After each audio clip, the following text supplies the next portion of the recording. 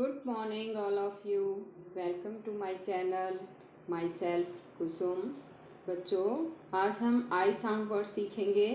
आई से छोटी ई की साउंड बनती है तथा इसे थोड़ा जल्दी बोला जाता है।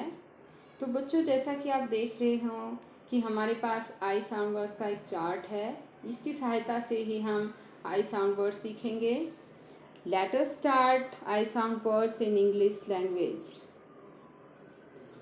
क इ ड किड, ल इ ड लिड, ब इ ड बिड, ड इ ड डिड, न इ ब निब, ब इ ब बिब, र इ ब रिब, ड इ प डिप, ह इ ट hit.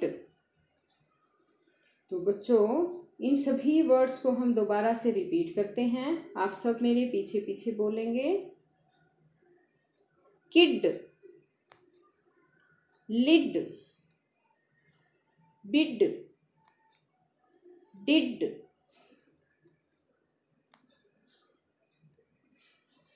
Nib, bib, rib, dip, hit. Thank you. अगर आपको मेरी छोटी सी वीडियो अच्छी लगी तो इसे लाइक कीजिएगा and please subscribe my channel Primary Education Haryana and hit the bell icon to get the notification of my latest videos.